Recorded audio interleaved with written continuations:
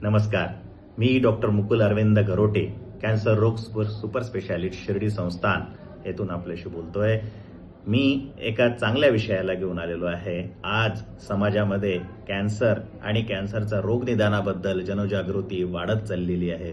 आज पेशंट्स लवकर आणि अर्ली स्टेजमध्ये डिटेक्ट होतात आहे आणि या डिटेक्शनमुळे या त्यांच्या निदानामुळे हा आजार आता बरा व्हायला लागलेला आहे। पूर्वीच्या काळी हा आजार बरा होत नव्हता, पण आता नवीन किमोथेरपी, नवीन इम्युनोथेरपी आणि बाकी टार्गेटेड थेरपीज या आल्यामुळे हा आजार आता पूर्णपणे बरा होऊ शकतो। त्यामुळे कोणाच्या घरात जर या आजाराने कोणी ग्रसित असेल तर त्यांनी घाबरायची गरज नाही आहे। उपचाराची साथ घ्यायची आहे, उपचार करायचा आहे आणि बरं व्हायचं आहे।